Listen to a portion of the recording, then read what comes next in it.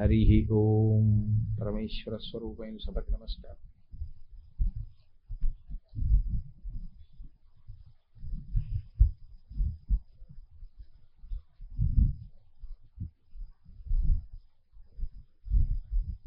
భగవద్గీతాంతర్గతంగా నేను ఒక శ్లోకాన్ని స్పృశించి విడిచిపెట్టాను.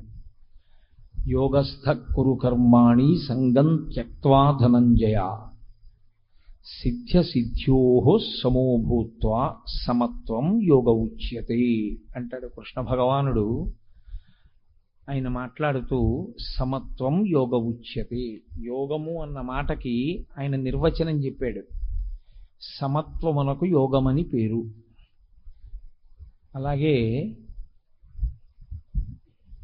యోగము అంటే కర్మ చేసేటప్పుడు కౌశలముతో చెయ్యగలగడము.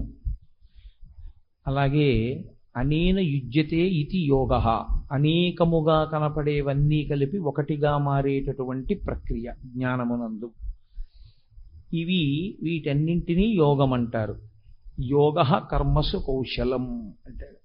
నిన్న మీతో నేను మనవి చేశాను, యోగస్థ కురు కర్మాణి. కురు కర్మాణి అంటే నువ్వు పని చెయ్యి అంటే ఏదో ఒక పని చెయ్యి కాదు, నువ్వు చెయ్యవలసినటువంటి పని వేద విహితమై, వేదం ఎలా చెప్పిందో అలా చేసిన వాడవైతేనే చిత్తశుద్ధి కలుగుతుంది. యోగస్థ కురు కర్మాణి.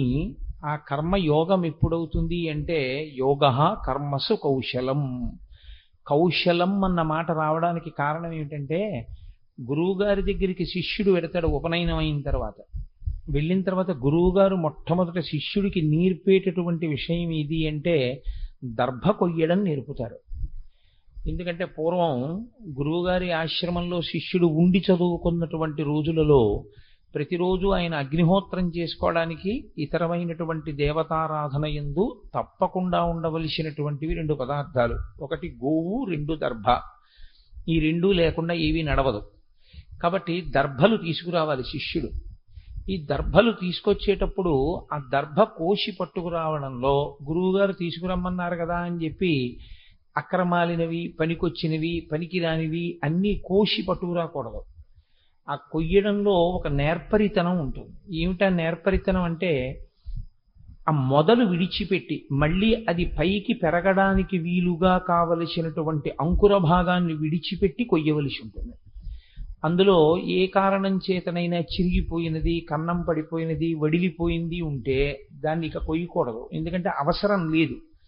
అవసరం ఎక్కడ వరకో అక్కడ వరకు మాత్రమే తీసుకోవలసి ఉంటుంది తప్ప తనకు అవసరం లేని దానిని స్పృశించవద్దు. మనకి వేదాంతంలో సనాతన ధర్మంలో అపరిగ్రహము అని ఒక మాట. అపరిగ్రహము అన్న మాటకు అర్థం ఏంటంటే, ఈ ప్రపంచమంతటినీ ఈశ్వరుడు శర్వశబ్దము చేత భోగస్థానముగా నింపి ఉంచుతాడు.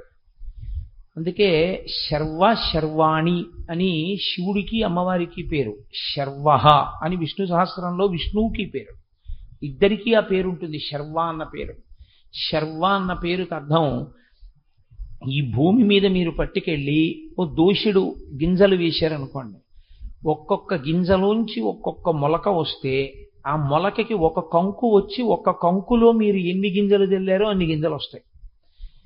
మీరు భూమి మీద వడ్ల గింజ వేయగలరేమో కానీ వడ్ల గింజ మొలకెత్తి ఒక మొక్క అయ్యేటట్టు, ఆ మొక్కకి కంకు వచ్చేటట్టు, ఆ కంకులో ధాన్యం ఉండేటట్టు చెయ్యగలిగిన శక్తి మాత్రం ఈ లోకంలో ఎవరికీ లేదు. పంచభూతములలో నుండి సంపదను తేవడం కానీ, పంచభూతములను పెంచడం కానీ తగ్గించడం కానీ ఎవరికీ సాధ్యము కాలేదు, సాధ్యము కాదు కూడా. భూమిని ఒక అంగుళం మీరు పెంచలేరు, భూమిని ఒక అంగుళం మీరు తగ్గించలేరు. వాయువు విశేషమైన వేగంతో వీయాలి అని నిర్ణయం తీసుకుంటే జరగవలసిన నష్టం జరిగిపోయిన తరువాత మీరు పునర్నిర్మాణ ప్రక్రియ చేయవలసి ఉంటుందేమో కానీ గంటకి 120 కిలోమీటర్ల వేగంతో ఈదురుగాలి వేసినప్పుడు విద్యుత్ స్తంభం ఒరిగిపోకుండా మీరు ఆపలేరు. మనం పెట్టుకున్న రాడార్ వ్యవస్థ కూడా కుప్ప కూలిపోవలసిందే. అది ఈశ్వరుడు యొక్క నిర్దేశకత్వం, ఆయన యొక్క శాసనం అలా ఉంటుంది. కాబట్టి ఆయన ఎంత పెట్రోల్ ఉంచాడు ఈ భూమిలోని మీరు అడిగారనుకోండి, అది ఎవరూ చెప్పలేరు. ఎప్పటికి ఏ బావి దొరికితే ఆ బావి దొరికింది అనుకోవడం. ఎంతో మంది, కొన్ని కోట్ల మంది పుట్టారు, కొన్ని కోట్ల కార్లు వాడారు, కొన్ని లక్షల లీటర్ల పెట్రోల్ ఖర్చు పెట్టారు, భూమిని విడిచిపెట్టారు, వెళ్ళిపోయారు. ఈశ్వరుడు మాత్రం అలా నింపుతూనే ఉన్నాడు, భూగర్భమునందు ఉంచాడు. మీకు అసలు ఆశ్చర్యకరమైన విషయం ఏమిటంటే, భవతి అని సంస్కృతంలో ఒక మాట. భవతి అంటే నిలబడుట, ఉండుట, ఉన్న పదార్థం ఉండడాన్ని భవతి అంటారు. అలా ఉన్నది ఉన్నట్లు ఉండాలి అంటే ఈశ్వరుని యొక్క అనుగ్రహము లోపించినటువంటి ఉత్తర క్షణంలో పడిపోతాడు. వడిబాయక తిరిగే ప్రాణబంధుడా అంటాడు అన్నమాచార్యుల వారు. ఊపిరి తీయడంలో వేగం పెరిగినా, ఊపిరి విడిచిపెట్టడంలో వేగం తగ్గినా, లోపలికెళ్ళిన ఊపిరి బయటికి రాకపోయినా, బయటికి వచ్చిన ఊపిరి లోపలికి వెళ్ళకపోయినా చనిపోతున్నాడు, చనిపోయాడు అని గుర్తు. ఎక్కడుంటుంది మృత్యువు అంటే అంతకన్నా సన్నిహితంగా ఉండేది వేరొకటి లేదు అంది వేదాంతం. మా ఆవిడ ఇంట్లో ఉంటుందేమో, మా అబ్బాయి హైదరాబాద్లో ఉన్నాడు, మా అమ్మాయి అమెరికాలో ఉంది, కానీ నా మృత్యువు నాకు అత్యంత సన్నిహితంగా ఉంటుంది. నా ముక్కు మీదే ఉంటుంది. లోపలికి వెళ్ళి బయటికి వెళ్ళకపోతే అయిపోయింది, బయటికి వెళ్ళింది లోపలికి వెళ్ళకపోతే అయిపోతుంది. కాబట్టి అటువంటి ప్రక్రియతో నడపగలిగినటువంటి ఈశ్వరుడు భవతి, ఉన్నది అన్నది ఎంతకాలమో ఆయన అనుగ్రహమో అంతకాలము. భోగము, సుఖము అని మనం ఏం పిలుస్తామో అవన్నీ ఈశ్వరానుగ్రహమే. ఉత్తరాఖండలో రామాయణంలో వాల్మీకి మహర్షి మాట అంటారు, అసలు సుఖమన్న మాట ఎక్కడుందో తెలుసా? వాయు ప్రాణ సుఖం వాయు అంటారు. సుఖమన్న మాటకంతటికీ అర్థం ఏమిటంటే గాలి ఒక్కటే. ఇంట్లో ఎన్ని మధుర పదార్థాలు ఉండనివ్వండి, ఎంత ఐశ్వర్యం ఉండనివ్వండి, ఎంత పెద్ద ఉద్యోగస్తుడు అవనివ్వండి, ఎంత అధికారం ఉండనివ్వండి, ఎంత అందగాడవనివ్వండి, ఊపిరి అందట్లేదు అనుకోండి, ఇంకేమిటి సుఖం వీటన్నిటితో? తనకి ఏమీ ఉండదు. ఏసీ థియేటర్లో కూర్చున్నవాడు సంతోషంగా ఉంటాడేమో, ఏసీ బెడ్రూమ్లో పడుకున్నవాడు సంతోషంగా పడుకుంటాడేమో, ఏసీ ఇంటెన్సివ్ కేర్ యూనిట్లో ఉన్నవాడు ఏం సంతోషంగా ఉంటాడు? అది ఏసీయే అవ్వచ్చు, అదేం పెద్ద సంతోషం ఏంటి ఇంటెన్సివ్ కేర్ యూనిట్లో ఉండడం? వాడికి ఊపిరి అందక అందులోకి వెళ్ళాడు, ఇంకా వాడికి సుఖం అన్న మాట ఎక్కడుంది? చల్లగా ఉన్నా సుఖం ఉండదు. వాయు ప్రాణ సుఖం వాయు. అసలు నీకోటి ఊపిరి అందితే లోపలికి ఊపిరి వెళ్ళి సరిగ్గా బయటికి వస్తుంటే అది సుఖం అన్నమాట అంటారు వాల్మీకి మహర్షి. ఆ ఊపిరియే సుఖము నిజానికి. ఊపిరి సరిగ్గా వెళ్ళి ఊపిరి సరిగ్గా బయటికి వస్తే చాలు సంతోషం.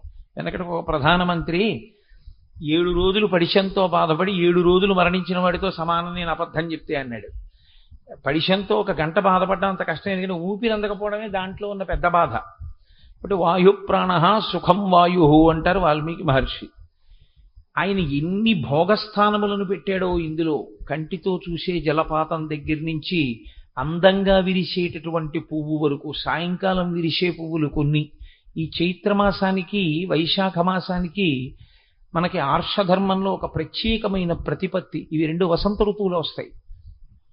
చైత్రాన్ని మధుమాసము అంటారు, వైశాఖ మాసాన్ని మాధవ మాసము అంటారు. ఈ 2 నెలల్లో 2 ప్రత్యేకమైన వస్తువులు దొరుకుతాయి. ఒకటి మామిడి పండు, ఒకటి మల్లె పువ్వు. మల్లె పువ్వు యొక్క సువాసన ఎంత గొప్పగా ఉంటుందో, మామిడి పండు యొక్క రసం ఎంత తీయగా ఉంటుందో, అంతటి సువాసన కలిసినటువంటి మధురమైన వాక్కు కలిగిన శంకర భగవత్పాదులు, అంత గొప్ప వాక్కు, అంత గొప్ప నడవడి కలిగినటువంటి రామచంద్రమూర్తి ఈ 2 నెలల్లోనే పుట్టడం ఆశ్చర్యకరమైన విషయం. అసలు మహాపురుషులందరూ లోకంలో చైత్ర వైశాఖ మాసాల్లోనే పుట్టారు. కాబట్టి అందుకే వాటికి మధుమాసము మాధవ మాసము అని పేరు. ప్రకృతిలో ఋతువులుగా, రాత్రింబవళ్ళుగా, నిద్రగా, లయంగా, స్వల్పకాలిక లయంగా, ఆకలిగా, అన్నం తీరడంగా, ఇన్నిటిగానో బాహ్యమునందు ఒక కారు తయారవ్వాలంటే కావలసిన ఇనుమంతా భూమిలోంచే రావాలి. ఆ కారు పరిగెత్తడానికి కావలసిన పెట్రోలు భూమిలోంచే రావాలి. మీరు ఏ భోగం అనుభవిస్తున్నారనుకుంటున్నారో ఆ భోగములన్నీ కూడా భూమిలోంచే వస్తాయి. కాబట్టి శర్వః అంటారు. ఆ భూమి నుండి సమస్త భోగములకు కావలసినవి ఈశ్వరుడు ఇస్తూ ఉంటాడు. ఈ ఇచ్చినప్పుడు సనాతన ధర్మంలో ఒక మాట వాడతారు, అపరిగ్రహము. అపరిగ్రహము అంటే నీకు ఎంతవరకు అవసరమో అంతవరకు కన్నా ఎక్కువగా నువ్వు పుచ్చుకోకూడదు. అది స్వయంగా ఎవరికి వారు పాటించవలసినటువంటి నియమం. ఎందుకంటే తనకి ఎంత కావాలో అంత అనుభవించినటువంటి వాడు తనని తాను మోసం చేసుకున్నవాడు.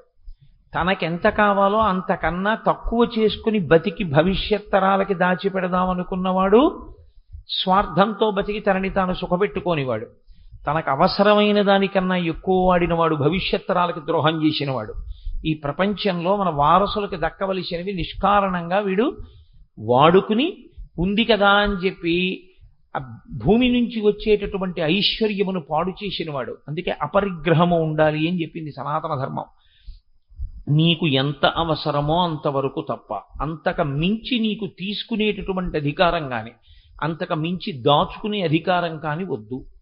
ఎంతవరకో అంతవరకు జీవించు. చిత్రం ఏంటంటే ఈ అపరిగ్రహమును గురించినటువంటి బోధ చెప్పవలసింది మనుష్యుడికి ఒక్కడికి. 84 లక్షల జీవరాశులు ఉన్నాయని వేదం చెప్తోంది. అందులో 83,99,999 ప్రాణులు అపరిగ్రహం పాటిస్తాయి తమంత తాముగా. కడుపు నిండిపోయిందనుకోండి పక్షి తిందో, కడుపు నిండిపోయిందనుకోండి కుక్క తిందో,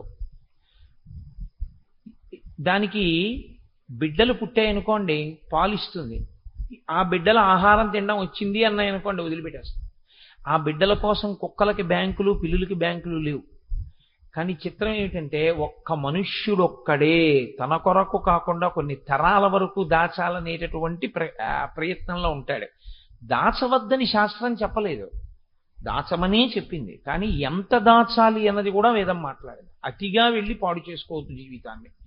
కాబట్టి యోగ కర్మసు కౌశలం అన్న మాటకు అర్థం ఏమిటంటే వేద తాత్పర్యమును మీరు గ్రహించి మీరు కర్మ చేసేటప్పుడు దాన్ని ఎలా చెయ్యాలో ఆ నైపుణ్యముతో నేర్పరితనంతో కర్మ చెయ్యగలిగినటువంటి విధానానికి కౌశలం.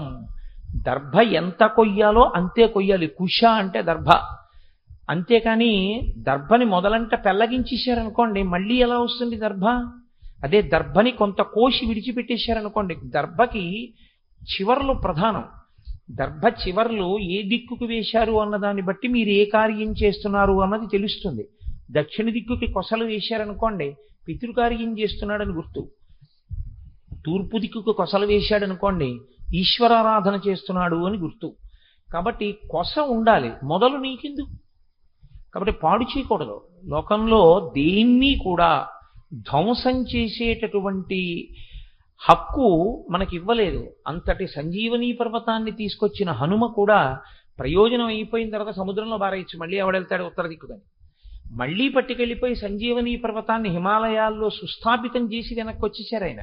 అంత యుద్ధకాండలో కూడా అపరిగ్రహము అంటే తనకెంతవరకు అవసరమో అంతవరకు మాత్రమే కర్మ చేసి దాని వలన ప్రయోజనమును సాధించుకొనుట తప్ప నిష్కారణమైనటువంటి కర్మ చెయ్యడం కానీ నిష్కారణంగా ప్రకృతిలోంచి మీకు అక్కర్లేని వాటినన్నింటినీ స్వీకరించడం కానీ చెయ్యవద్దు. 2 కర్మసు కౌశలం అన్న మాటలో నేర్పరితనంతో చెయ్యడము అని కదండి మీరు అన్నారు. నేర్పరితనంతో చెయ్యడము అంటే నేను అయ్యప్ప స్వామి గుళ్ళో ఉపన్యాసాలు జరిగేటప్పుడు ఎప్పుడు 42 రోజులు ఉపన్యాసాలు చెప్పినా గోపాలకృష్ణ గారు ఒకసారి అనౌన్స్మెంట్ చేస్తుంటారు. అమ్మ రాత్రి ఎవరిదో దొంగలు ఎత్తుకుపోయారు గొలుసు ఇంటికి ఎడుతుంటే మీ అందరూ జాగ్రత్తగా వెళ్ళండి ఇంటికి వెళ్ళేటప్పుడు. లేకపోతే వీధిలో పార్కింగ్లో పెట్టిన సైకిల్ ఎవరో ఎత్తుకుపోయారు. ఈ మధ్య మహాభారతం చెప్తుంటే ఎవరో బ్యాంక్ ఆఫీసర్ గారు ఆ స్కూటర్ డిక్కీలో పెట్టుకున్నటువంటి చెస్ట్ కీస్ ఎత్తుకుపోయారు. ఇప్పుడు ఇంతమంది భారతం వినడానికి వస్తే బయట ఉన్నటువంటి ద్విచక్ర వాహనాల మీద కూడా కొంతమంది కూర్చుని వింటూ ఉంటారు. ఒకడు ఎందుకు వస్తాడంటే అందులో ఉన్నది వాడికి పనికొచ్చిందా పనికి రాలేదా అన్నది అనవసరం. చౌరాయ శష్ఫలాభాయ అని దొంగవాడికి వెంట్రుక మొక్క దొరికినా ఆనందమే, వాడిదా ఏమి. అందుకని ఆ డిక్కీ తెరిచి అందులో ఉన్నటువంటి వస్తువు పట్టుకుపోయాడు.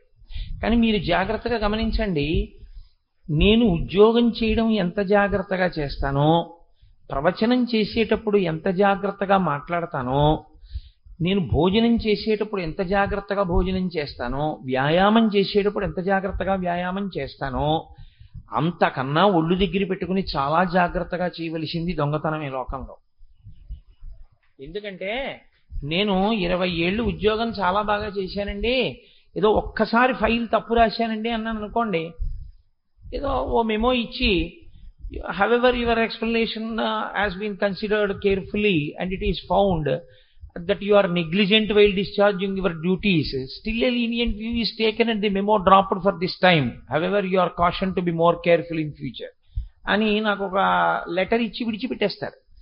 ఒక దొంగ దొరికిపోయాడు అనుకోండి, అయా ఇప్పటికి నేను 12,374 దొంగతనాలు చాలా బాగా చేశాను, ఇది ఒక్కటే దొరికాను అంటే క్షమిస్తారా? ఒక్కనాటికి క్షమించరు. ఇతపూర్వం నైపుణ్యంతో చేసినవన్నీ ఇప్పుడు పెద్ద శిక్షకి కారణం అవుతాయి. చాలా హత్యలు బాగా చేశానండి, ఈ హత్య దగ్గరే దొరికిపోయాను అన్నాడు అనుకోండి, అది ఆయన్ని క్షమించడానికి కారణం అవ్వదు, ఆయన్ని ఇంకా బాగా శిక్షించడానికి కారణం అవుతుంది. యోగ కర్మసు కౌశలం, పని చేసేటప్పుడు నువ్వు నేర్పరితనంతో చెయ్యి అని కృష్ణ పరమాత్మ అన్నారు కదండి. అందుకని నేను చాలా నేర్పరితనంతో దొంగతనం చేశాను, చాలా నేర్పరితనంతో హత్య చేశాను అంటే అది కూడా కర్మసు కౌశలమే అవుతుందా? అందుకే ఆయన వెంటనే పక్క శ్లోకంలో ఈ మాట అనడానికి కారణం అదే. యోగస్థ కురు కర్మాణి సంగం త్యక్త్వా ధనంజయ. నువ్వు చేసే పని ఏది పడితే ఆ పని నువ్వు చేసేసి నేను చాలా నేర్పరితనంగా చేశానండి అనకూడదు. నా దగ్గరికి వచ్చిన వాళ్ళు కొంతమంది చెప్తూ ఉంటారు, తిరుమల వెళ్ళామండి దర్శనానికి, కోటేశ్వరారు మేము 50 రూపాయల కిలో ఇలా వెళ్ళి బయటకు వచ్చేస్తుంటే లోపలికి వెళ్ళే వాళ్ళు వెడుతుండగా బయటికి వెళ్ళే వాళ్ళందరినీ కాసేపు నించో పెట్టారు, ఏదో ప్రసాదాల గుండిగలు వెడుతున్నాయి, 200-300 మంది అయిపోవడంలో అక్కడ ఉన్న వాళ్ళు చూడలేదు, నేను మెల్లిగా తాడు కింద నుంచి దూరి మళ్ళీ గుళ్ళోకి వెళ్ళే వాళ్ళలోకి వెళ్ళిపోయానండి. ఇలా ఆనంద నిలయంలోకి 3-4 మాటలు వెళ్ళిపోయి ఒక్క రోజులో 4 దర్శనాలు చేసుకొచ్చానండి అంటాడు. ఇప్పుడు అది నేర్పరితనమా, చాలా బాగా చేసినటువంటి దర్శనమా, ఈశ్వరుడి దృష్టిలో నువ్వు అపరాధివా? నువ్వు అపరాధివే. భగవద్దర్శనం అలా చేయడం, దొంగ దర్శనాలు చేయడం ఏమిటి? అలా వెళ్ళకూడదు. ఈశ్వరుణ్ణి నువ్వు ఎలా చూడాలో అలా ఒక్క మాట చూడాలి. అందుకే రాజద్వారే రాజగృహే దర్శనం చేయమని చెప్తారు. తప్పించి ఇంకొకలా దర్శనం చేయకూడదు. నీకు అలా అవకాశం లేకపోతే ఇంకొక మారు చూడాలనిపిస్తే చూడ్డానికే విమాన వెంకటేశ్వరుడు ఉంటాడు, బయట నుంచి చూడాలి తప్ప ఇక అంతరాలయంలోకి మళ్ళీ జొరపడకూడదు. నీకు విమాన వెంకటేశ్వరుడు కూడా కనపడకపోతే బయటికి వచ్చి విమానాన్ని చూడు చాలు. ఆనందనిలయ విమానం ఎక్కడి నుంచైనా కనపడుతుంది. ఒక్కసారి ఆనందనిలయ విమానాన్ని చూసి నువ్వు నమస్కారం చేస్తే నువ్వు వెంకటేశ్వర దర్శనం చేసేసినట్టే. నీకు విమానం కూడా కనపడకపోతే ప్రాకారాన్ని దర్శనం చాలు, గోడకి నమస్కారం చేయి, నువ్వు ఈశ్వరుడికి దర్శనం చేసినట్టే. నీకు ప్రాకారం కూడా కనపడకపోతే అర్చకుడు అలా వెడుతుండగా చూడు, నువ్వు ఈశ్వర దర్శనం చేసినట్టే. నేను అబద్ధం చెప్పానని మీరు అనుకోవద్దు, నేను ఆగమంలోంచి మాట్లాడుతున్నాను ఈ విషయాన్ని. దేవాలయాన్ని 8 పెట్టి భాగిస్తారు. భాగించి దేవాలయంలో ఉన్నటువంటి 8 ఈశ్వర స్వరూపములే. ప్రాకారము, ధ్వజము, గోపురము, విమానము, అంతరముగా ఉన్నటువంటి ధ్రువమూర్తి, పరివార దేవతలు, అర్చకుడు, వీళ్ళందరినీ కలిపి ఈ ఆలయంగా భావన చేస్తారు తప్ప ఆలయం అంటే ఒక్క మూల విరాట్ కాడు. అలా అయితే విమానంలో ఉన్న మూర్తి ఇవన్నీ ఉండే అవకాశం ఉండదు ఆగమంలో. కాబట్టి యోగ కర్మసు కౌశలం అంటే వేదము ఏది చెయ్యమని చెప్పిందో అది మాత్రమే చెయ్యి తప్ప వేదము చెయ్యవద్దన్న పనిని నువ్వు చాలా కౌశలంతో చేసినా నువ్వు చేసిన దానివల్ల నీకు పాపము సంక్రమిస్తుంది, కానీ నీకు పుణ్యము సంక్రమించదు, చిత్తశుద్ధి కలగదు. దానివల్ల నీకు చిత్తశుద్ధి కలిగే అవకాశము లేనే లేదు. ఆ కర్మ నీకు ఎందుకూ పనికిరాదు, సరికదా? ఆ కర్మ నిన్ను బంధనంలో పడేస్తుంది. మీరు ఎప్పుడూ ఒక విషయాన్ని జాగ్రత్తగా జ్ఞాపకం పెట్టుకోవాలి. మీరు అలా కూర్చునుంటే నేను ఒక తాడు పట్టుకొచ్చి మీ చుట్టూ ఇలా తిప్పాను అనుకోండి, ఏం చేసినట్లు? మిమ్మల్ని బంధించాను. నేను ఇప్పుడు ఆ తాడు ఇలా తిప్పాను అనుకోండి, ఏం చేశాను? విడుదల చేసినట్టు. 2 మాటలు నేను తాడే తిప్పాను. 2 మాటలు తాడు తిప్పినా మొదటిసారి ఒక దిశలో తిప్పేస్తే బంధనం, వ్యతిరేక దిశలో రెండోసారి తిప్పితే విడుదల. మీరు తాడు తిప్పడమే ప్రధానంగా తిప్పేయకూడదు. తాడు తిప్పేటప్పుడు ఎటు తిప్పితే విడుదల దొరుకుతుందో, ఎటు తిప్పితే బంధనంలో పడతారో తెలిసి ఉండాలి. ఏదో కర్మ చేసేసానండి అంటే కుదరదు, నాకు తెలియదండి అంటే కుదరదు. అందుకే సుందరకాండలో సీతమ్మ తల్లో మాట అంటుంది రావణాసుడితో, ఇహసంతో నవాసంతి సతోవా నానువర్తసే తథాహి విపరీతాతే బుద్ధి ఆచారవర్జిత అని అడిగింది ఆవిడ. ఏమయ్యా, ఈ లంకాపట్టణంలో మంచి చెప్పేవాడు లేరా? ఇలా చెయ్యాలని ఎవరు చెప్పరా? ఒకవేళ చెప్పినా నువ్వు వినవా? నీకు తెలియదా? తెలిసిన దాన్ని ఆచరించవా? ఎక్కడొచ్చింది దోషం? అందుకే సుందరకాండ పారాయణ చేయిందంటారు. తన బుద్ధికి ఏది తోచిందో అది మాత్రమే చేసినటువంటి వాడు మరింత బంధనములోకి వెళ్ళిపోతాడు. ఎంతో చేసుకుంటూ వెళ్ళినా చివరికి వెళ్ళేటప్పటికి ప్రయోజనం ఏమీ ఉండదు. ఏదో మీకు నేను ఇదిగో ఇది హెచ్చ వేసుకుంటూ వెళ్ళండి, ఎంత వస్తుందో ఆఖరణ అంత ధనం ఇస్తాను అని 1 × 2 × 3 × 4 × 5 × 6 × 7 × 8 × 9 కాగితాల మీద వేసాను అనుకోండి, బోల్డ్ అన్ని అంకెలు. అయ్య బాబోయ్ నాకు ఇంత డబ్బిస్తాడని 2 1 2 2 3 6 6 4 24 24 5 120 ఇలా మీరు పొంగిపోతూ లెక్క పెట్టేసి ఆఖరికి వెళ్ళేటప్పటికి ఇంటూ 0 అని ఉందనుకోండి, ఇప్పుడు ఏమిటి వస్తుంది ఆఖరణ మీకు? మీరు లెక్క పెట్టే వేళకి 12 కోట్లు వచ్చినా 12 కోట్లు ఇంటూ 0 చివరంది = 0. కర్మ యందు కౌశలము లేకపోతే అంతే. అందుకే భగవద్గీత ఉపనిషద్ అంటే విశ్వాసమున్నవాడికి, తన చిత్తశుద్ధిని ఏర్పరుచుకుందాం అనుకున్నవాడికి, శాస్త్రమును ప్రమాణముగా స్వీకరిద్దాం అనుకున్నవాడికి, జన్మ సాఫల్యమును పొందుదాం అనుకున్నవాడికి పనికొచ్చేదే తప్ప బయట వర్షం వస్తోంది కాసేపు ఇక్కడ ఏదో షామియానా వేశారు లోపలికి వెళ్ళి కాసేపు అదేమిటో చెప్తున్నాడు వీరు వెళ్ళిపోదాం అనుకున్న వాడి కోసం పనికొచ్చేది కాదు భగవద్గీత. భగవద్గీత ఎవరి కొరకు అంటే భగవద్గీతాసు ఉపనిషత్సు అంటారు ప్రతి అధ్యాయం చివర. తాను తరించాలి, మనుష్య జన్మ ప్రయోజనం ఏమిటో తెలుసుకోవాలి అనుకుని గురువు మీద, శాస్త్రం మీద, ఈశ్వరుడి మీద విశ్వాసం ఉండి కూర్చుని విన్నవాడెవరో వాడికి పనికొచ్చేది తప్ప ఏదో సరదాగా విందామండి అనే వాళ్ళకి పనికొచ్చేటటువంటిది భగవద్గీత కాదు. భగవద్గీత ఎవరికి ఫలితాన్ని ఇస్తుంది? భగవద్గీత దాని మీద విశ్వాసంతో ఆచరించడానికి సిద్ధపడిన వారికి మాత్రమే ఫలితాన్ని ఇవ్వగలదు. కాబట్టి యోగః కర్మసు కౌశలం. కర్మని చేసేటప్పుడు కౌశలంతో ఎవడు చేస్తాడో వాడే యోగమునందున్నవాడు. కాబట్టి యోగమునందుండుట అంటే ఏవేవో పేర్లు పెట్టి దానికి ముందుకు తీసుకొచ్చి కొత్త కొత్త పేర్లు ఏవో పెడితే అది యోగం అయిపోతుందని మీరు అనుకోవద్దు. మీరు కొంచెం జాగ్రత్తగా గమనిస్తే నేను మీతో ఓ మాట చెప్తాను, గమనించండి. కలెక్టర్ అని ఒక పదం ఉంటుంది లోకంలో. ఇప్పుడు ఆ కలెక్టర్ అన్న మాటకి ముందుకు తీసుకొచ్చి మీరేం పెట్టండి, కలెక్టర్ కన్నా గొప్పది మాత్రం కాదు. జాయింట్ కలెక్టర్ అన్నాను అనుకోండి, కలెక్టర్ కన్నా గొప్పవాడు కాడు. డిప్యూటీ కలెక్టర్ అన్నాను అనుకోండి, కలెక్టర్ కన్నా గొప్పవాడు కాడు. టికెట్ కలెక్టర్ అన్నాను అనుకోండి, కలెక్టర్ కన్నా గొప్పవాడు కాడు. కలెక్టర్కి ముందు కలెక్టర్కి తర్వాత ఏమీ చేర్చకపోయినా కలెక్టర్ అన్న మాటను వదిలేస్తే చాలు, ఆయనే డిస్ట్రిక్ట్ కలెక్టర్. కలెక్టర్ గారు వస్తున్నారండి అంటే ముందు ఏమీ లేకపోతే ఆయన కన్నా గొప్పవాళ్ళు, ముందు ఏమైనా పెడితే కలెక్టర్ గారి కన్నా తక్కువే. పేరు పెరుగుతుందేమో, జాయింట్ కలెక్టర్ అంటే 2 మాటలు ఉన్నాయేమో, కానీ కలెక్టర్ గారి కన్నా గొప్పవాడు జాయింట్ కలెక్టర్ కాడు, కలెక్టరే గొప్పవాడు. అలాగే యోగః అన్న మాటని మీరు యోగః అని అర్థం చేసుకుంటేనే అర్థం. అంతేకాని యోగం ముందుకు తీసుకొచ్చి ఇంకా కొత్త కొత్తవేవో తగిలించి మీరు నేర్చుకోవడం మొదలెట్టారనుకోండి, అసలు నిజంగా యోగం సిద్ధిస్తుందా అంటే దాంట్లో చెప్పడం కష్టం.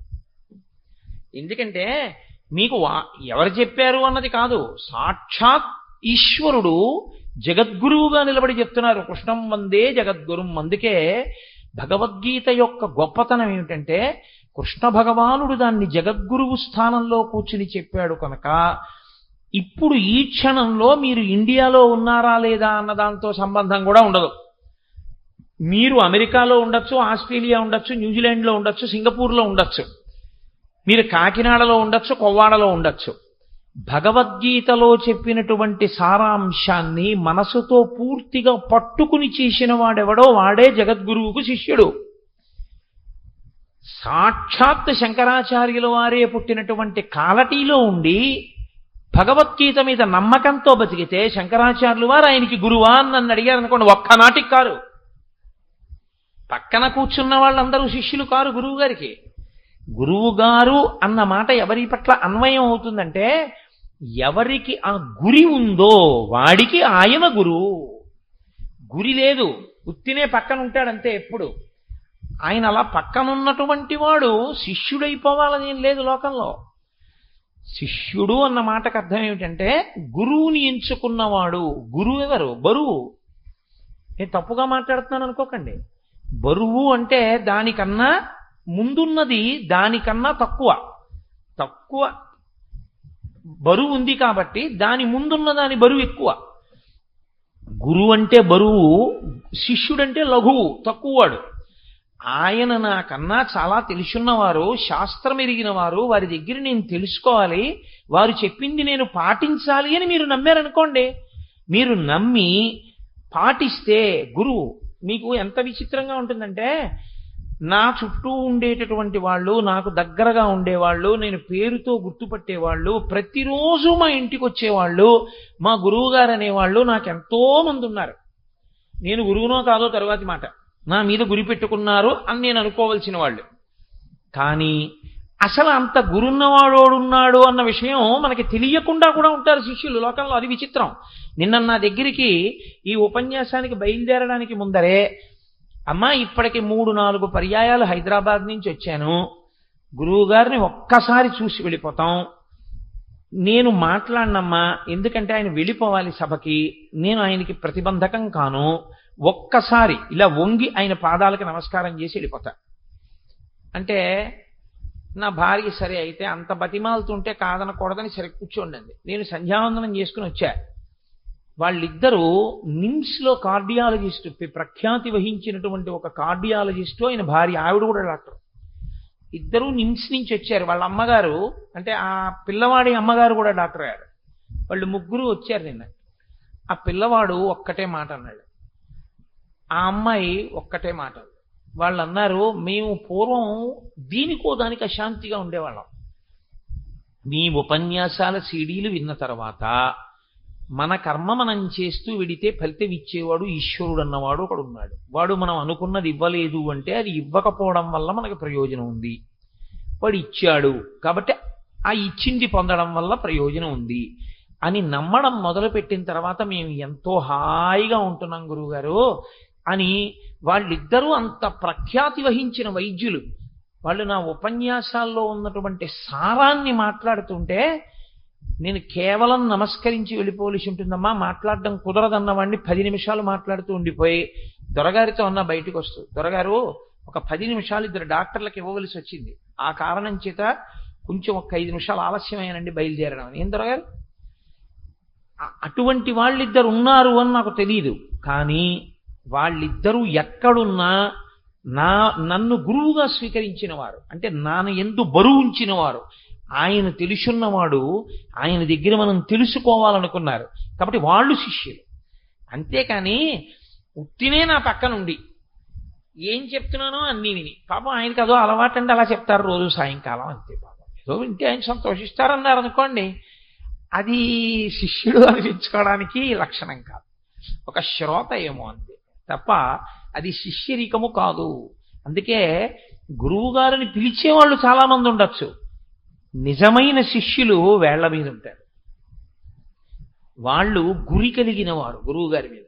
వాళ్ళు గురువు గారి నోటి వెంట వచ్చినటువంటి మాటని, ఆవు పాలు పితుకుతున్నప్పుడు ఆ పితుకుల్లోంచి కింద పడిన పాలని జాగ్రత్తగా చుక్క కింద పడకుండా పట్టేటటువంటి గొల్లవాడు ఎలా పట్టుకుంటాడో అలా పట్టి 10 మందికి పంచిపెట్టి ఆరోగ్యాన్ని పొందినట్లు గురువు నోటిలోంచి వచ్చేటటువంటి మాటని అంత జాగ్రత్తగా పట్టుకుని దాన్ని అనుష్ఠాన పర్యంతంలోకి తెచ్చుకుంటారు. అలా తెచ్చుకున్నవాడెవరో వాడు శిష్యుడు. అంతేగాని ఆయన ఏం చెప్తే మాకెందుకంటే, ఏదో కాసేపు చెప్పమన్నాం కాబట్టి చెప్పాడండి, అవన్నీ మాకెందుకండి అన్నారు అనుకోండి, ఇంకా ఆయన గురువు గాడు శిష్యుడు గాడు. కాకపోతే ఏమిటంటే లోకంలో మర్యాదలో గురువు అని చూడండి, సైకిల్లో గాలి కట్టేవాడిని కూడా గురువు కాస్త గాలి కొట్టేవా అంటారు. ఆ గురువుకి ఈ గురువుకి పెద్ద తేడా ఏం ఉండదు అటువంటి స్థితిలో. నేను యథార్థం మాట్లాడతాను. సైకిల్లో గాలి కొట్టడానికి ఓ ఈ గురువు గాలి కొట్టు అంటే ఎంతో, గురువు గారు చెప్పిన మాట పాటించడానికి పనికి రాకపోగా ఇన్ని గురువు గారిని పిలవడం అంతే. ఏమిటి ఆయనకి గౌరవం? ఆయన మాట ఎందుకు పనికొచ్చినట్టు? మీకు ఒక విషయం ఏదైనా పనికొచ్చి నా జీవితం మారింది అంటే చాలా సంతోషంగా ఉంటుంది. నేను అందుకే తరచూ అసహ్యించుకునేది ఒకటే, కోటేశ్వరారు మీ ఉపన్యాసానికి రాలేకపోయాం కోవాళ్ళలో ఏమనుకోకండి అంటే నాకు చాలా చిరాకు వస్తుంది. నువ్వు రాకపోతే నాకేమిటి? అర్జునుడికి ఒక్కడికే చెప్పాడు భగవద్గీత, ఎవ్వరూ అక్కర్లా, సుబ్బారావు ఒక్కరు కూర్చుంటే చెప్పాడు భగవద్గీత. ఆయన యోగ్యుడు పిలిచాడని వచ్చానంతే తప్పించి మీ అందరూ పరమయోగ్యులు కాబట్టే వింటున్నారు, అందులో సందేహం ఏం లేదు. అంతేగాని ఇంతమంది ఉంటేనే నేను ఆధ్యాత్మిక ప్రవచనం చేస్తానన్నవాడు వెర్రివాడు. ఆదిత్య హృదయం ఎంతమందికి చేశారు? భగవద్గీత ఎంతమందికి చెప్పారు? భాగవతం ఎంతమందికి చెప్పారు? ఒక్క పరీక్షితిగా చెప్పాడు శుకుడు. శ్రీరామాయణాన్ని, సంక్షేప రామాయణాన్ని ఎంతమందికి ఉపదేశం చేశారు నారద మహర్షి? ఒక్క వాల్మీకికే. ఆధ్యాత్మిక సభకి 1000 మంది జనం ఉండాలని కోరుకోవడం కన్నా వెర్రి లోకంలో ఇంకొకటి లేదు. యోగ్యుడైన శిష్యుడు ఒక్కడు చాలు, ఆర్తితో వినేవాడు. వాడి కోసం చెప్పాలి. ఏమో ఎక్కడున్నాడో ఈ సభలో. అలా వినేటటువంటి వాడు, అధికారం ఉన్నవాడు, జీవితాన్ని మార్చుకునేవాడు ఎక్కడో ఉండొచ్చు. అందుకే నీ కంటి ముందు కనపడుతున్న వాళ్ళు పరాకుగా ఉన్నారో లేరో నీకు సరిగ్గా అర్థం కాకుండా ఉన్నా, వాడొక్కడెవడో సభలో ఉన్నాడు, వింటున్నాడన్న జాగ్రత్తతో నువ్వు చెప్పవలసి ఉంటుందంతే. చెప్పేవాడంత శ్రద్ధతో చెప్పాలి, వినేవాడంత శ్రద్ధతో వినాలి. ఈ శ్రద్ధ లేకపోతే ఎందుకు పనికిరాదు చెప్పింది. అందుకే మహానుభావుడు సాయిబాబా గారు చెప్పవలసినవన్నీ చెప్పి శ్రద్ధ పక్కన పెట్టుకున్నారు. సా శ్రద్ధ కదితా సిద్ధి యయా వస్తూపలభ్యతే. సాయిబాబా గారు చెప్పనివి మీరు ఎన్ని చేసినా ఆయన సంతోషించాలని మీరు గుర్తెరగవలసి ఉంటుంది.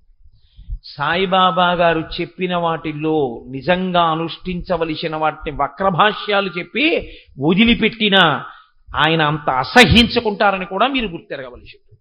అందుకే శాస్త్రస్య గురువాక్యస్య సత్యబుద్ధ్యావధారణ సా శ్రద్ధా కదితా సిద్ధి యయా వస్తూపలభ్యతే. శంకర భాష్యం.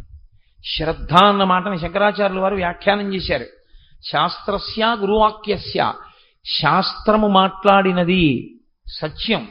నేను చెయ్యకపోవచ్చు, కానీ శాస్త్రం మాట్లాడింది సత్యం.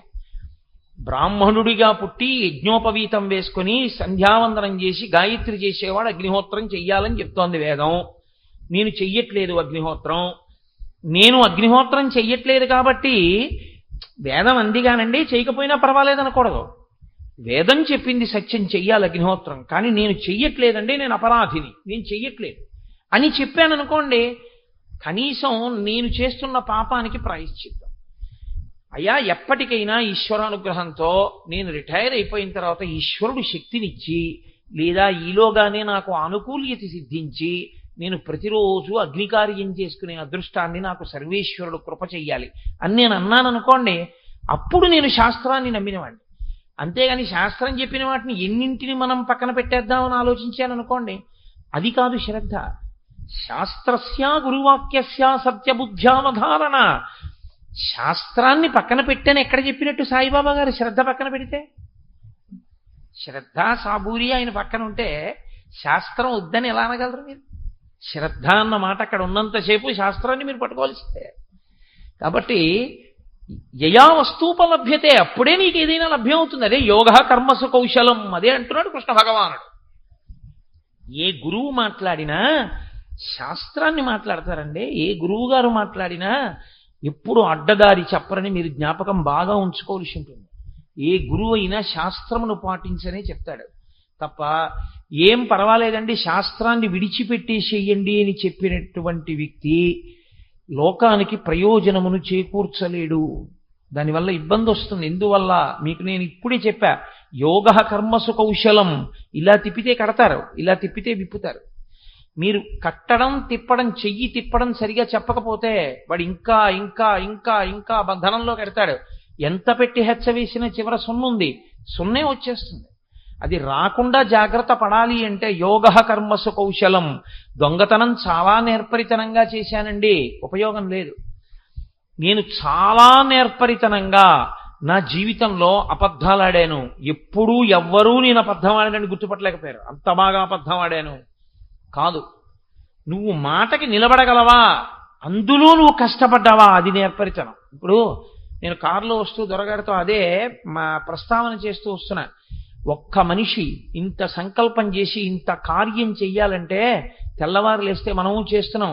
దొరగారు ఎంత కష్టపడ్డాడో మహానుభావుడు, ఎంత ఆలోచన చేశారో, ఎంత ఆవేదన పడ్డారో.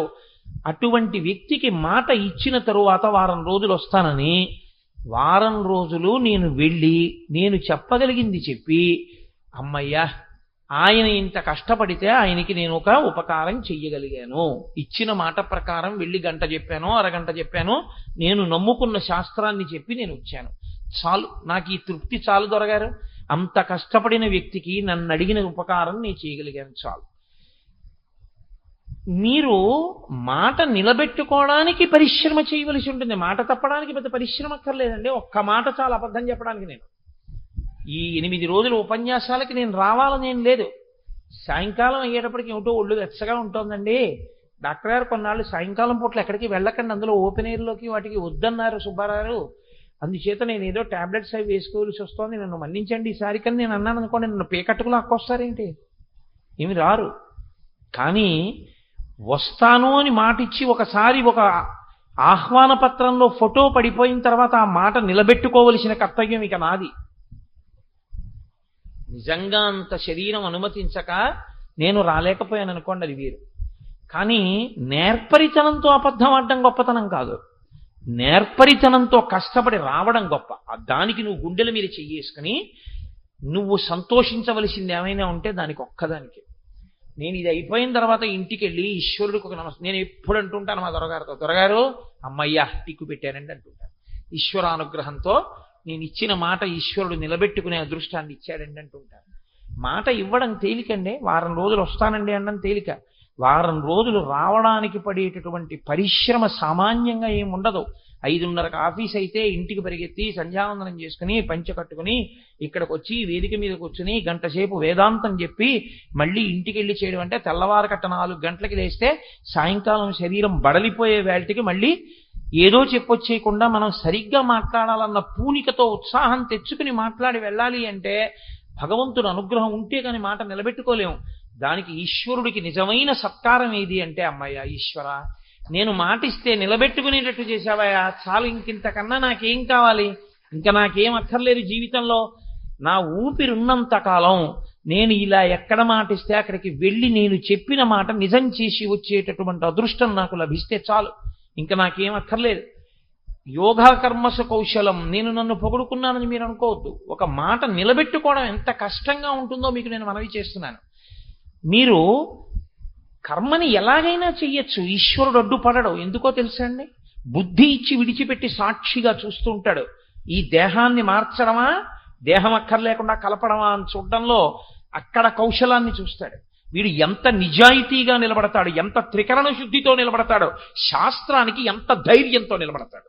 లొంగిపోతాడా, శాస్త్రానికి నిలబడిపోతాడా, అదే ఈశ్వరుడు చూస్తూ ఉంటాడు.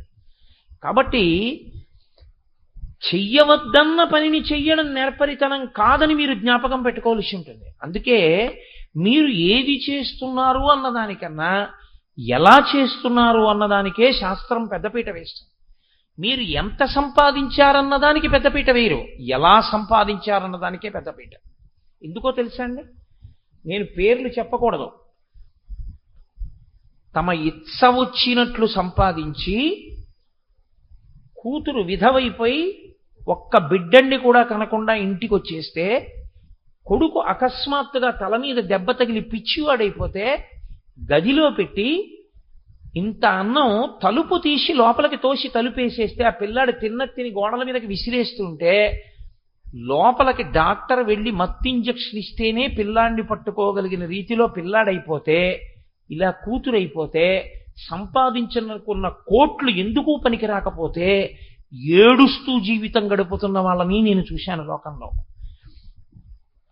చేసినటువంటిది స్కూల్ మాస్టర్ ఉద్యోగం అయినా త్రికరణ శుద్ధిగా తన శాస్త్రాన్ని నమ్మి కష్టపడి చక్కగా శాస్త్రం ఎలా చెప్పిందో అలా వీధి చివర ఉన్న ఏటిపాయికి వెళ్ళి స్నానం చేసి సంధ్యావందనం చేసుకుని తనకొచ్చిన విద్యని త్రికరణ శుద్ధిగా 10 మందికి నేర్పి తాను మర్యాదకి మాటకి కట్టుబడి బ్రతికినటువంటి వాళ్ళ కడుపున పుట్టినటువంటి బిడ్డలు ఆకాశమంతెత్తు ఇరిగిపోతే ఎనలేని కీర్తి ప్రతిష్టలతో జీవితాన్ని గడిపితే చిట్ట చివర దేశాధినేతల యొక్క శరీరాలు కాలిపోయినట్టు శిష్యులు తెచ్చినటువంటి చందనపు చెక్కల్లో శరీరాలు కాలిపోతే అటువంటి గురువుగారు వెళ్ళిపోయిన రోజున వారమేసి రోజులు ఇళ్లల్లో అన్నం తినకుండా ఏడిచినటువంటి మహాపురుషుల జీవితాలు కూడా నేను చూశాను. ఎందుచేత మీతో అంటున్నానంటే, శ్రీభాష్యం అప్పలాచార్య స్వామి వారిని గృహస్థాశ్రమంలో ఉండేవారు.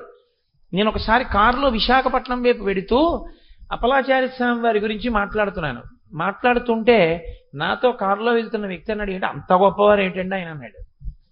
నేనన్నా, నాకు ఇలా కాదు, ఆయన గొప్పతనం ఏమిటో అర్థం అవ్వాలి ఇంకని నేను ఆయన గొప్పతనం ఏమిటో చెప్తాను, మీకు అర్థమయ్యేట్టు చెప్తాను ఉండండి, ఎలాగో హైవే మీద వెళ్తున్నాగా అని ఆ పక్క సందులోకి దిగి అరటిపళ్ళు కొబ్బరికాయలు అమ్మే కొట్టు ఒకటి చిన్నది ఉంటే అక్కడ ఒక అమ్మి వాటిని అమ్ముతోంది. అక్కడ నిలబడి ఏదో అరటిపళ్ళు కొన్నట్టుగా అమ్మ వారైనా అరటిపళ్ళు ఇమ్మని, అమ్మ ఇక్కడ ఏదో శ్రీభాష్యం అప్పలాచార్యులు గారిని ఎవరో ఉన్నారంటారు కదా, వాళ్ళు ఇల్లే ఇక్కడ ఎక్కడో ఉందంటారు, నీకేమన్నా తెలుసా అన్నాను. ఆ అమ్మాయి నన్ను ఇలా విచిత్రంగా చూసినట్టు చూసి, శ్రీభాష్యం అప్పలాచార్యులు గారు ఎవరో ఉంటారు ఇక్కడ, ఇక్కడే ఉంటారా అని అడుగుతున్నారా? శ్రీభాష్యం అప్పలాచార్యులు గారి ఇల్లు అంటే ఈ ఊళ్ళో వాళ్ళు ఎవరైనా చెప్తారు, మహానుభావుడండి ఆయన అంతే. ఎవరు ఒక అరటిపళ్ళు అమ్మి అది జీవితం అంటే. నేను ఈ అరటిపళ్ళు ఆయనకే పట్టుకెళ్తున్నాను, నాకు తెలిసి అప్పటికి ఆయన శరీరం వదిలేశారు. ఆవిడంది, మీరు అరటిపళ్ళు పట్టుకెడితే తినడానికి ఆయన లేరు ఇప్పుడు, మీరు ఎప్పుడు చూడలేదా అప్పలాచార్య స్వామి వారిని ఉన్నప్పుడు అంది. నేను విత్తిన ఆవిడ ఏమంటుందో చూద్దామని, మేము ఎప్పుడు చూడలేదమ్మా, ఈ మధ్యన ఎవరో చెప్పారో ఒకసారి చూద్దామని వచ్చాం, ఆయన లేకపోవడమే అన్నాను. ఏం మనిషివా నువ్వు, ఇన్నాళ్ల నుంచి కాకినాడలో ఉన్నానంటున్నావు, నీకు అప్పలాచార్య స్వామి వారు తెలీదా? ఏమి జన్మ నీ జన్మ? మహానుభావుడు, ఎంతగా రామాయణాన్ని ప్రచారం చేసుకుని తరించిన వ్యక్తో తెలుసా? ఆయన శరీరం విడిచిపెడితే ఆయన ఇల్లు ఇదిగో 4 సందుల అవతలుంది, ఇక్కడి వరకు జనం నిలబడ్డారు ఆయన వెళ్ళిపోయిన రోజున. ఆయన శరీరం మామూలు కట్టెలలో కాలకూడదని ఇంటింటి నుంచి గంధపు చెక్కలు తెచ్చి గంధపు చెక్కల్లో కాల్చారు. అదే ఆయన జీవితం అంటే. మహానుభావుడే ఆయన అందావిడ. నేనప్పుడు ఇంకా ఏమైనా అంటే తిడుతుందేమోనని, అమ్మా నాకు తెలుసమ్మా, ప్రాతస్మరణీయులు వారి వైభవం సామాన్య స్త్రీవి నువ్వు కూడా ఎంత గౌరవిస్తావన్నది విని ఆనందిద్దామని అడిగాను, అంతేనమ్మా నాకు తెలుసు అన్నాను. ఆవిడ ఎంతో సంతోషించింది. అంటే నేను మీతో ఎందుకు మనవి చేస్తున్నానంటే, మీరు ఎంత సంపాదించారన్నది కాదు, ఎలా సంపాదించారన్నది ప్రధానం. మీరు ఏవి అనుభవించారన్నది కాదు, మీరు ఎలా అనుభవించారన్నది ప్రధానం.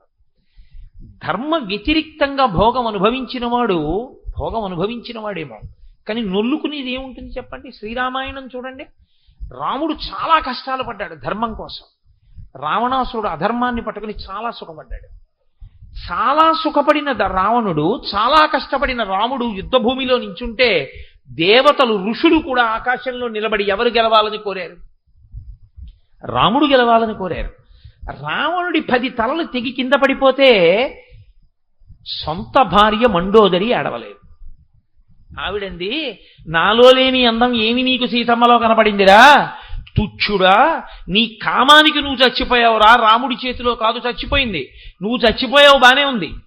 విభీషణుడు తలకరివి పెడతాడు, కష్టపడి కన్న కొడుకు ఇంద్రజిత్తుని చంపేశావు నీ కామానికి, రేపు నేను చచ్చిపోతే నాకు తలకరివి పొట్టే కొడుకుని మిగల్చకుండా చచ్చిపోయావు, దుర్మార్గుడా, నీలాంటి భర్తని పొందిన నేను అదృష్టహీనను అందాడు. మహాపతివ్రత మండోదరి. ఎన్ని అనుభవించారన్నది కాదు, కొడుక్కి రామ పేరు పెట్టుకున్న వాళ్ళు కోట్ల మీద ఉన్నారు. రావణ పేరు పెట్టుకున్న వాళ్ళు ఒక్కడిని చూపించండి నాకు, ఉండడు. ఎవరికి కావాలి కాంచనలంకకు ఆధిపత్యం ఉంటే, ఎవరికి కావాలి అంత ఐశ్వర్యం ఉంటే, ఎవరికి కావాలి ఎంతమంది దిక్పాలకుల్ని శాసిస్తే, నువ్వెలా అనుభవించావన్నది ప్రధానం.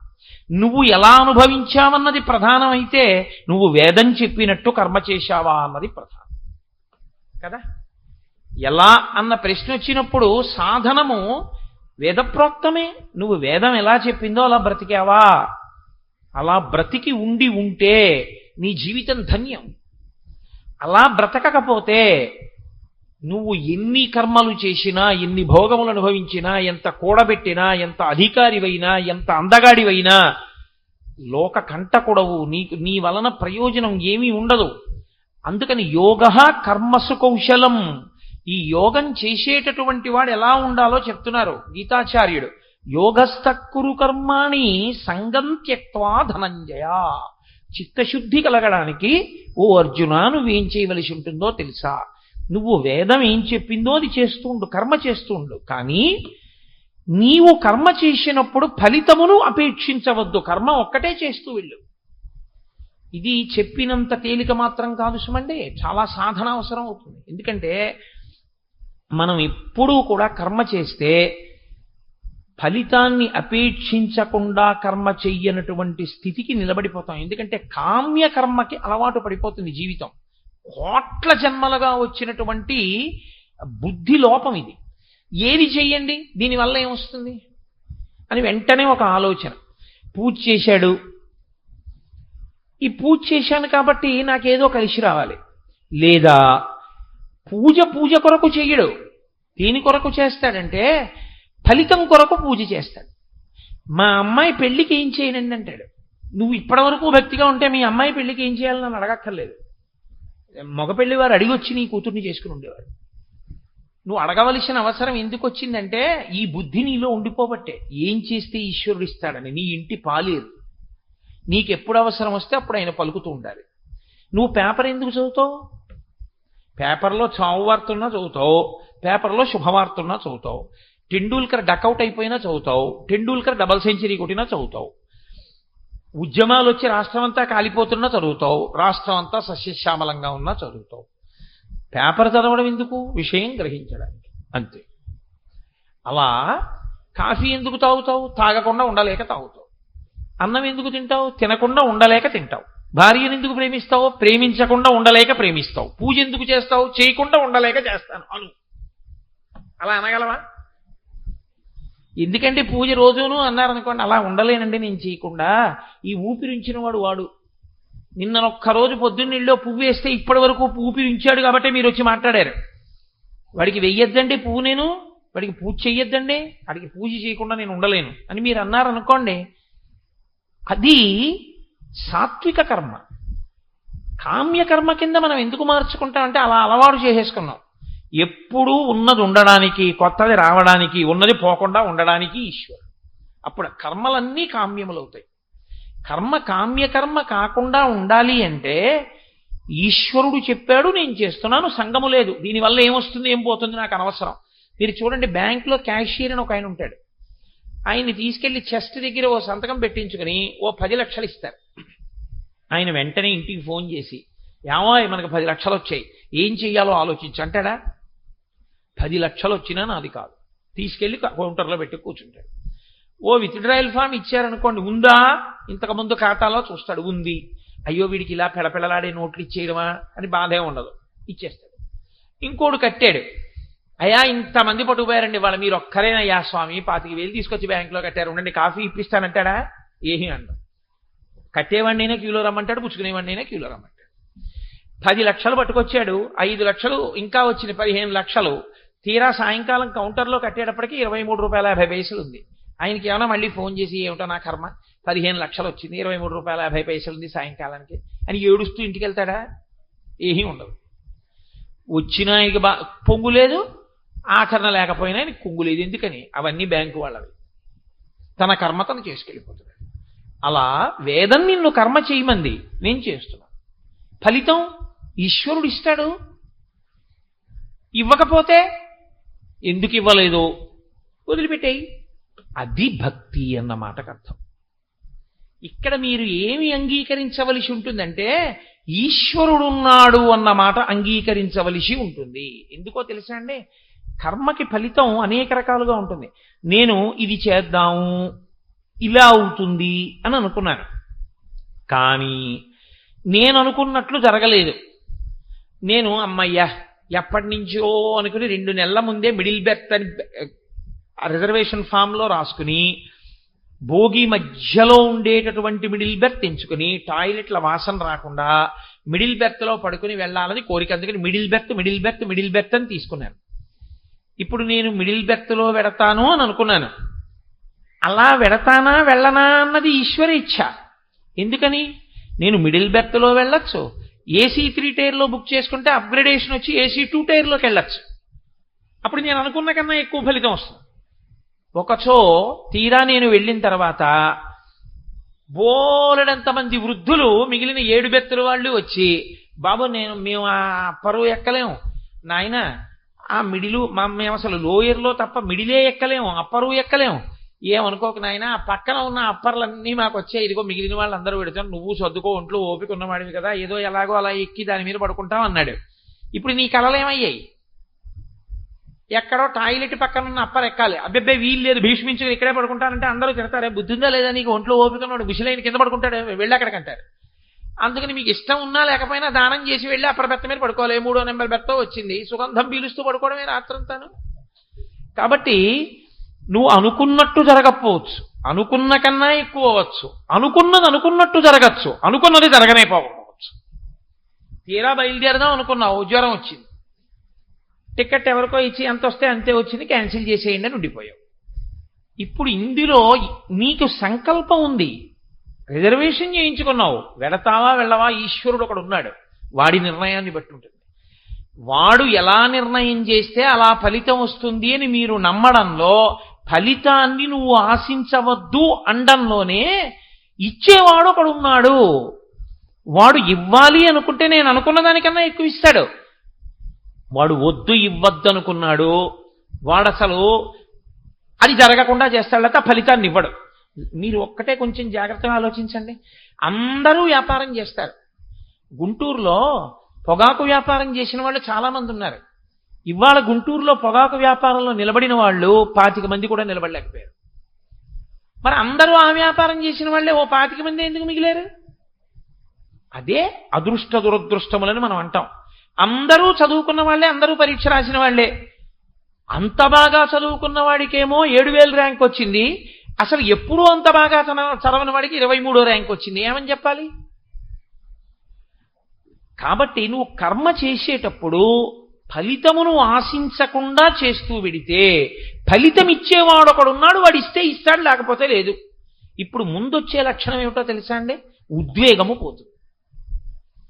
రాలేదు, ఆయన ఇవ్వలేదు, వచ్చింది, ఆయన ఇచ్చాడు, నీ ప్రమేయం ఏమైనా ఉందా? కర్మ నువ్వు చెయ్యవలసింది చేసేసేయి. ఇప్పుడు అర్జున, నీకెందుకు అల్లరి? నే చంపచ్చా, నే చంపకూడదా? నీ కర్తవ్యం ఏమిటి? క్షత్రియుడిగా యుద్ధం చేయడం. నువ్వు యుద్ధం చేయి, అప్పుడు నువ్వు చచ్చిపోతావు, వాళ్ళు చచ్చిపోతావు, అది వేరే విషయం. అసలు యుద్ధం చేయకుండా కూర్చుంటే అది కర్తవ్యత నిష్టకి దోషం. కాబట్టి నువ్వు చెయ్యవలసిన పని నువ్వు చెయ్యి అంతే.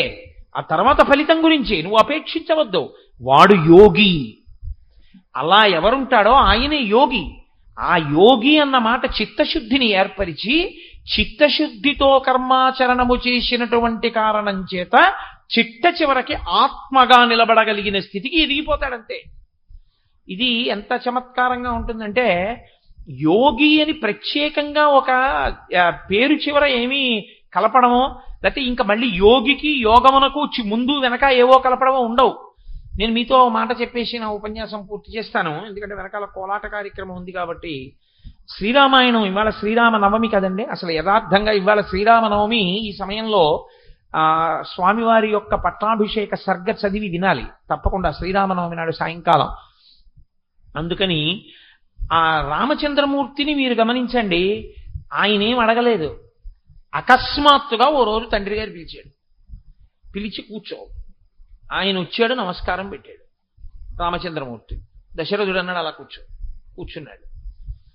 చైత్ర శ్రీమాన్ ఇయం మాసః పుణ్యః పుష్పితకానన యవ్వరాజ్యాయ రామస్య సర్వం మే ఉపకల్ప్యతాం అని నిన్ననే అడిగాను సభలో.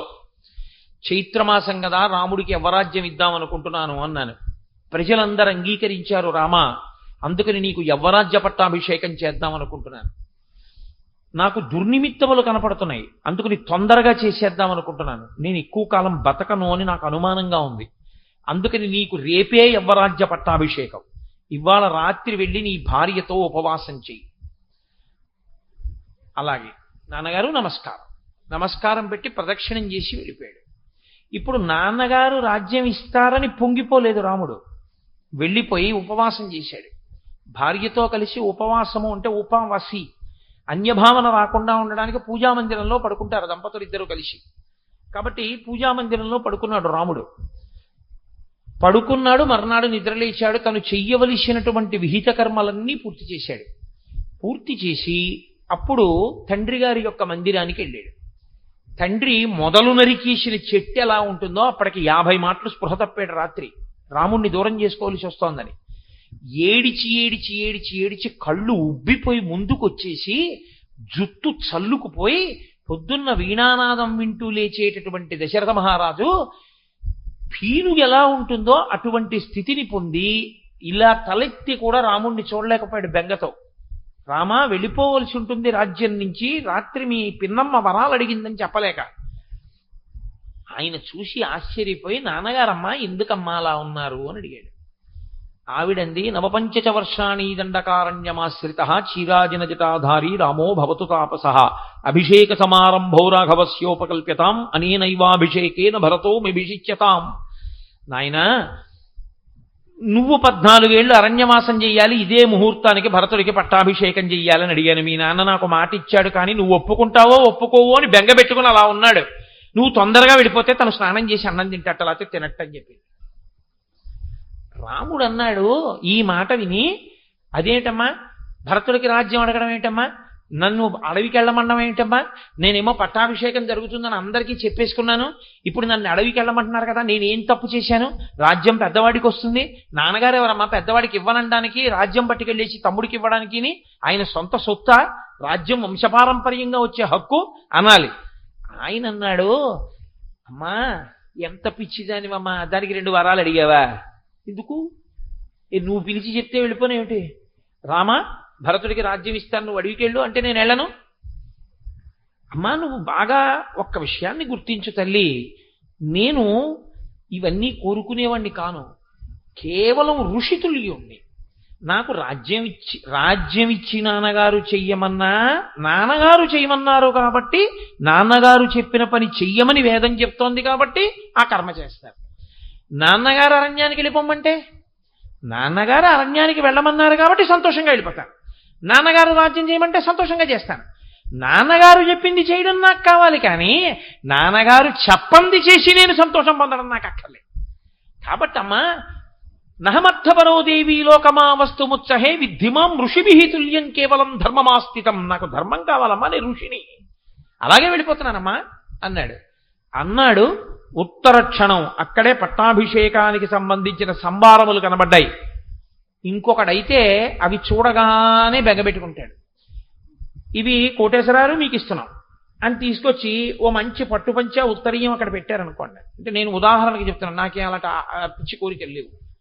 అక్కడ పెట్టారనుకోండి, నేను అది చూసి అబ్బా అంచు చాలా పెద్దది ఉంది, ఈ పట్టుపంచ అబ్బో చాలా బాగుంది, వచ్చేసారి 2 నెలల తర్వాత మనం శంకర జయంతి నాడు కట్టుకుంటే బాగుంటుంది అని ఏవో ఆలోచనలు చేశాను.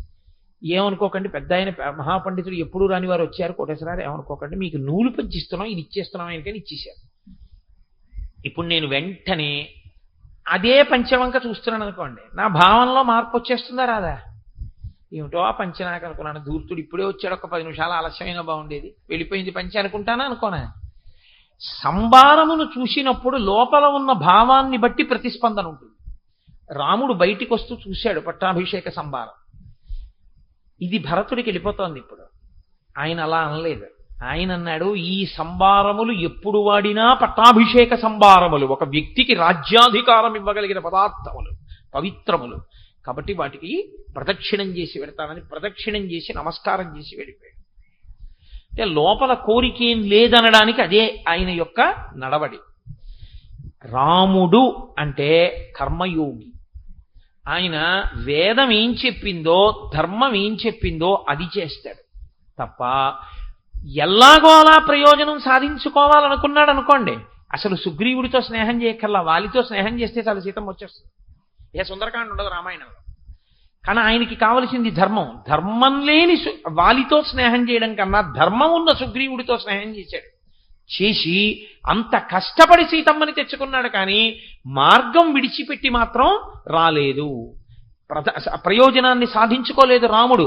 అలా ఎవరు నిలబడగలిగాడో, అలా ప్రయోజనమును అపేక్షించకుండా వేదవిహితమైనటువంటి కర్మాచరణము చేసుకుంటూ విడుతుండగా ఈశ్వరుడు ఇచ్చినటువంటి ఫలితములన్నీ ప్రసాదములని ఎవడందుకున్నాడో వాడు యోగి. ప్రసాదము అన్న మాటలో నీకు కోరుకున్న రుచి దొరకదు. మీరు తిరుపతి వెళ్ళి బయటకు వస్తుంటే ఒకసారి చక్రపొంగలు ఎడతారు, అబ్బా నా అదృష్టం ఎప్పుడు అనుకున్నాను, మా ఇన్నాళ్ళకి చక్రపొంగలు వచ్చిందని తిన్నావు, మర్నాడు మళ్ళీ దర్శనానికి వెళ్ళావు, అదే వేళకి వెళ్ళావు చక్రపొంగలు ఎడతారని పులిహార ఎట్టారు, అబ్బా ఈ పులిహారే నాకు సహించదండి, ఇది పెట్టారంటావా ప్రసాదం అంటావా? పులిహార పెట్టినా ప్రసాదమే, చక్రపొంగలు పెట్టినా ప్రసాదమే. అలాగే ఈశ్వరుడు నువ్వు కర్మ చేసినప్పుడు ఫలితం ఇవ్వలేదు, ఏదో ఉందన్నమాట, అది ఇస్తే పాడవుతావు, అందుకని ఈశ్వరుడు ఇవ్వకుండా రక్షించాడు. తల్లి పిల్లవాడికి పాలు చల్లార పెడుతూ ఉంటుంది, పిల్లవాడు గబగబా వెళ్ళి వేడి గ్లాసు పాలు తీసేసుకుందాం అనుకుంటాడు, అమ్మ వాడి చేయి తీసేసి పక్కన పెట్టేసి ఇలా చల్లార పెట్టేసి ఆ పాలు ఇలా పట్టుకు చూసి, ఇంకా ఈ పాల గ్లాస్ ఇవ్వచ్చా ఇవ్వకూడదా చూస్తుంది. చూసి, మీరు చూడండి తల్లి పాలు ఇవ్వకుండా గ్లాస్ పట్టుకుని ఇలా ఇలా ఇలా ఇలా ఇలా అంటుంది. అంటే తన చేతులలోకి ఆ వేడినంతటినీ కూడా తీసేసుకుంటుంది. తీసేసుకుని ఇప్పుడు పాలు బాగా చల్లగా ఉన్నాయి చూసి పిల్లాడికి ఇస్తుంది. ఇప్పుడు ఆవిడ ఆ పాలు ఇవ్వకుండా ఇంతకు ముందు ఉండడం పిల్లాడిని బాధ పెట్టడానికే? వాడికి ఆ పాలిస్తే పాడైపోతాడని ఇవ్వలేదు, చల్లారబెట్టే ఇచ్చిందా నీకు? ఎప్పుడు ఇవ్వాలో ఎప్పుడు ఇవ్వకూడదో ఈశ్వరుడికి తెలుసు. ఇప్పుడు ఇవ్వకపోవడంలో కూడా రక్షిస్తాడు, ఒక్కొక్కసారి ఇచ్చి కూడా రక్షిస్తాడు. ఇచ్చి రక్షిస్తాడు, ఇవ్వక రక్షిస్తాడు. కాబట్టి ఇవ్వాలనుకున్నప్పుడు వాడే ఇస్తాడు, నేనేం చేయకుండా కూర్చుంటానని అనకూడదు. బుద్ధి నీకు ఇచ్చాడు కాబట్టి నీ కర్తవ్యం కర్మ చేయడం. ఏ కర్మ? నీ ఇష్టం వచ్చిన కర్మ కాదు, వేదప్రోక్తమైన కర్మ. వేదం ఏం చెప్పిందో అలా నువ్వు చేసుకుంటూ వెళ్ళాలి. ఫలితమునకు పొంగు కొంగు రెండు ఉండకూడదు. అది భక్తి అన్న మాటకు అర్థం. అంతేకాని గుళ్ళోకి వెళ్ళి ప్రదక్షిణం చేస్తే వెంటనే నీకు కలిసి వస్తే అప్పుడు ఈశ్వరుడు ఉన్నాడని, ప్రదక్షిణం చేస్తే కలిసి రాకపోతే ఈశ్వరుడు లేడని అని అనకూడదు. నా కళ్ళతో నేను చూశానండి ఒకసారి, ఆశ్చర్యకరమైన సందర్భం. మా అమ్మాయి పెళ్లి కుదిరిపోయిందని ఎంతో సంతోషపడిపోయాడు ఒక ఆయన. అకస్మాత్తుగా ఆ పిల్లాడు, నేను చేసుకోను ఆ పెళ్లి, ఆ అమ్మాయిని నేను చేసుకోను అన్నాడు. ఆయన అంతకుముందే చాలా గుళ్ళకి వెళ్ళొచ్చాడు. ఆయన తిట్టింది ఎవరినంటే ఈశ్వరుణ్ణి. అన్ని గుళ్ళకి వెళ్ళొచ్చాను, అమ్మాయికి పెళ్లి కుదిరిందని వాళ్ళు ఏమిటో అకస్మాత్తుగా వచ్చి మేము చేసుకో, ఆ అమ్మాయిని వెళ్ళిపోయారు, నా పిల్లకేం దోషమా ఏమి అని తిట్టాడు. ఇది జరిగిన వారం రోజులకి ఆ పెళ్లి కొడుకుని అరెస్ట్ చేశారు. వాడు అంతకుముందు 10 పెళ్లి చేసుకున్నాడు. ఇప్పుడు ఈయన మళ్ళీ వెళ్ళిపోయాడు ఆ గుళ్ళన్నింటికి. అమ్మ బాబోయ్, అయిపోయి ఉంటే వారం రోజుల్లో పెళ్లి, నా కూతురు బతుకేమైపోను, నా అదృష్టం పెళ్ళవకుండా ఆయన రక్షించాడనమాట అన్నాడు.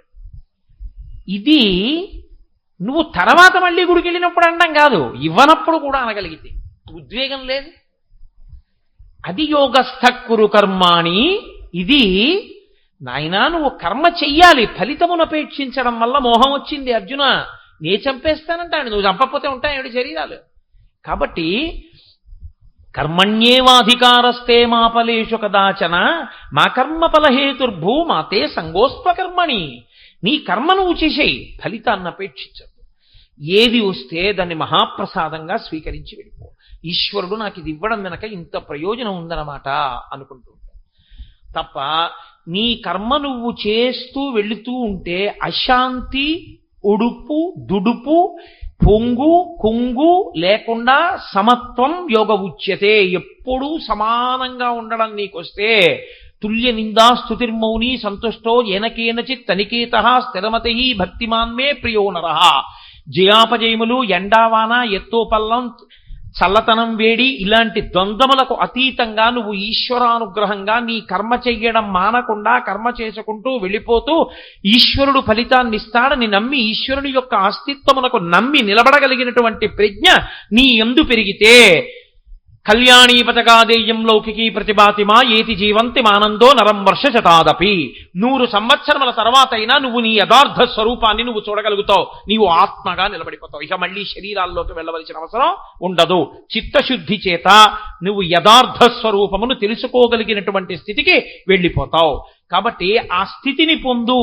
అందుకే లక్ష్మణమూర్తి వచ్చి, అన్నయ్య చేతకాని వాళ్ళే అడిగి వెళ్ళడం ఏంటన్నయ్య, గురోరప్యవలిప్తస్యా కార్యమజానత ఉత్పదం ప్రతిపన్నస్యా కార్యం భవతి శాసనం. నువ్వు అనుమతి, దశరథ మహారాజు గారిని ఖైదులో పెట్టి నీకు రాజ్యం పట్టాభిషేకం చేస్తానన్నాడు. అంటే నిన్న రాత్రి నాన్నగారు రాజ్యం చెయ్యమంటే నాన్నగారు, అడవికి వెళ్ళరా అని ఇవ్వాలంటే నాన్నగారు కాదు. అంటే నాన్నగారి మాట వలన మనకి ప్రయోజనం వస్తే ఆయన నాన్నగారు. నాన్నగారు చెప్పిన మాట పాటించి ధర్మమునందు నిలబడిన వాడు కొడుకా, పుత్రధర్మం పాటించిన వాడు పుత్రుడా? నాన్నగారు పనికొచ్చేది ఇస్తే ఆ పని చేసినటువంటి వాడు పుత్రుడా అని అడిగాడు. అంటే లక్ష్మణమూర్తి ఆశ్చర్యపోయి అన్నారు, మరి అన్నయ్య నిన్న రాత్రి ఇస్తా అన్నవాడు ఇవాళ ఇవ్వనండం ఏమిటి? అంటే వెంటనే రాముడు అన్నాడు, అనుదైవస్య కర్మతత్. ఈశ్వరుడి చమత్కారం అలాగే ఉంటుందిరా. నిన్న ఇస్తానన్నావా అని అనిపించిన వాడు ఈశ్వరుడు, ఇవాళ ఇవ్వననిపించిన వాడు ఈశ్వరుడు. ఆ ఈశ్వరుడు నీ కళ్ళెదురుగుండా వచ్చి కనపడి చెప్పడు, ఎవరి ద్వారానో చెప్పిస్తుంటాడు. ఇలా నీకు ఈశ్వరుడు దొరకడుగా యుద్ధం చేయడానికి. దశరథుణ్ణి ఖైదు చేస్తే తండ్రి పట్ల ప్రవర్తించవలసిన మర్యాద యందు వైక్లభ్యం పొందిన పాపాన్ని మూట కట్టుకుంటావు కానీ నువ్వు కొడుకుగా నువ్వు చెయ్యవలసిన కర్తవ్యం నువ్వెక్కడ చేసావు ప్రయోజనాన్ని కోరకుండా? నిన్న రాత్రి నాన్నగారు రాజ్యం చేయమన్నారు, చేస్తాను. ఇవాళ నాన్నగారు అడవికి వెళ్ళమన్నారు, వెళ్ళిపోతాను. ఫలితంతో నాకు సంబంధం లేదు. కొడుకుగా నా ధర్మం నేను చేశానా లేదా అంతే. ఇది యోగ కర్మసు కౌశలం సమత్వం యోగ ఉచ్యతే. ఫలితము మీద ఎక్కువగా దృష్టి పెట్టవద్దు. అయితే ఒక్కటి మాత్రం నిజం, కోటేశ్వరరావు గారు మీరు ఇంత నోరు కొట్టుకు చెప్పారు కదా, మీరు ఇలా ఉండగలరా జీవితంలో? నేను మీతో పరమ సత్యం చెప్తున్నాను, నేను ఉండలేను. మరి ఎందుకు చెప్పావు ఈ మాటలు మాకు? నేను కూడా సాధకుడను, కానీ నేను గీత చదువుకున్నాను, గీత వ్యాఖ్యానములు చదువుకున్నాను, శాస్త్రం మీద ఈశ్వరుడి మీద నమ్మకం ఉంది కాబట్టి సాధన చేస్తూ ఉంటాను. ఇది ఇవ్వకపోవడంలో ఏదో ప్రయోజనం ఉందన్నమాట, ఇది ఇవ్వడంలో ఏదో ప్రయోజనం ఉందన్నమాట. సాధారణంగా నేను ఉపన్యాసానికి వస్తాను అని మాట ఇచ్చిన తర్వాత నేను ఉపన్యాసానికి రావడం మానేసినటువంటి సందర్భాలు పరమేశ్వరుడి అనుగ్రహంతో నా జీవితంలో ఇప్పటి వరకు ఎప్పుడూ లేదు. 2-3 సందర్భాల్లో మాత్రం నేను వెళ్ళకపోవడం జరిగింది. అది దేనివల్ల? నా నిర్లక్ష్యం వల్ల కాదు. నేను యథార్థం మనవి చేస్తున్నా. నాకు ఒకప్పుడు 104 జ్వరం వచ్చి టైఫాయిడ్ వచ్చినప్పుడు కూడా నేను వెళ్ళి అనపర్తిల్లి ఉపన్యాసం చెప్పాను. నా ఒంట్లో ఊపిరి ఉన్నంతసేపు నా మాట నిలబెట్టుకునే ప్రయత్నం చేద్దాం, ప్రార్థనా శ్లోకం చెప్పి వెళ్ళిపోదాం. అయ్యా కూర్చోలేనండి, ఒళ్ళు వేడిగా ఉందండి అని చెప్పి. ఇదే అనపర్తి తప్పనిసరి పరిస్థితుల్లో వెళ్ళవలసి వస్తే వెడతానా వెళ్ళనా అంతర్జాలంలో. ఉపన్యాసానికి మాత్రం ఎందుకు మానేయాలి నా కర్తవ్యంలో అని నేను వెళ్ళాను. సాక్షాత్తుగా నా పెద్ద తండ్రి కొడుకు నా అన్నయ్యే శరీరం విడిచిపెట్టి నాకు అశౌచం వస్తే నేను దేవాలయంలోకి వెళ్ళి కూర్చుని ప్రసంగం ఎలా చేస్తాను? నేను చెయ్యలేను. అప్పుడు నేను వెళ్ళలేదు. ఈ మధ్యనే వెళ్ళలేదు అలా ఓ ప్రసంగానికి. అప్పుడు నేను అనుకున్నాను, ఈశ్వరుడు ఎప్పుడూ నేను ఇచ్చిన మాట నిలబెట్టుకునేటట్టు చేశాడు. అటువంటి ఈశ్వరుడు నా మాట నిలబడకుండా చేశాడు, ఒక్కరోజే చెప్పేటట్టు చేశాడు. దీని వెనక ఏదో ఉందన్నమాట అనుకున్నాను. దాని వెనక ఏముందో నాకు అర్థం అయ్యుండొచ్చు, అర్థం అవ్వకపోవచ్చు, అది సభాముఖంగా చెప్పేది కావచ్చు, కాకపోవచ్చు. కానీ అప్పుడు కూడా నేను ఈశ్వరుడికి నమస్కారమే చేశాను. ఎందుకో తెలుసా అండి? అలా చెయ్యాలి సుమా అని గీత చెప్తోంది మనకి తప్ప, ఇవాళ నేను ఒక రోజు ఉపన్యాసం చెప్పడానికి ప్రతిబంధకం వచ్చేసిందని నేను ఈశ్వరుణ్ణి తిట్టకూడదు. ఎందుకు ఈశ్వరుడు బహుశః నన్ను వెళ్లకుండా చేశాడో అనుకున్నాను. నిజంగానే నాకు ఒక అద్భుతం తర్వాత తెలిసింది.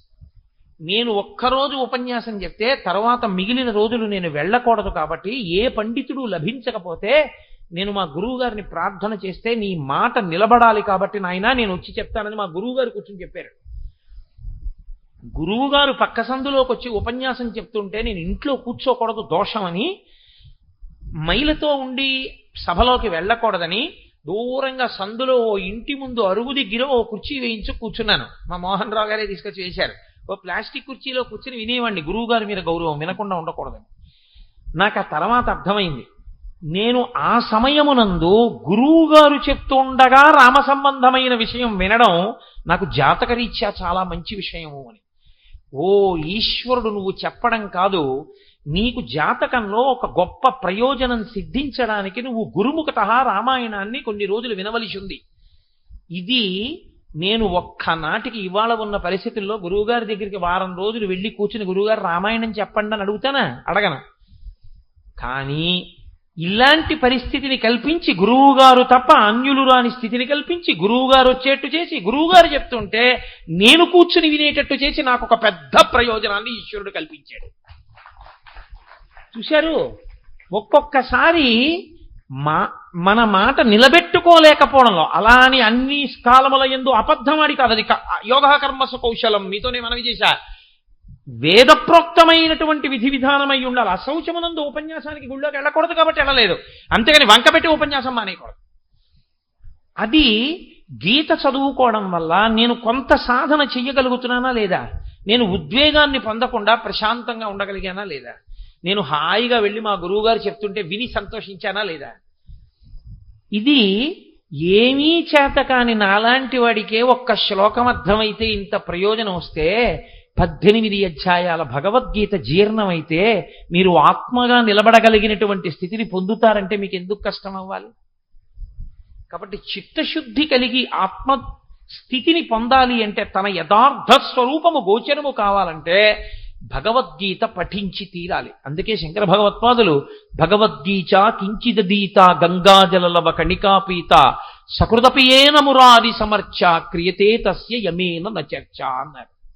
ఎవరైతే ప్రతిరోజు భగవద్గీతలో కొన్ని శ్లోకాలైనా చదువుకుంటారో, భగవద్గీత కించిదీత గంగాజలలవ కణికాపీత, గంగాజలాన్ని కొంచెమైనా తాగుతారో, సకృదపియేన మురారి సమర్చ, విష్ణు భగవానుణ్ణి ప్రతిరోజు కనీసం 12 నామాలతో కేశవ నారాయణ గోవింద మాధవ మొదలైన నామాలతో అర్చన చేస్తాడో అటువంటి వాడికి క్రియతే తస్య యమేన నచర్చ, యమునితో చర్చ లేదు.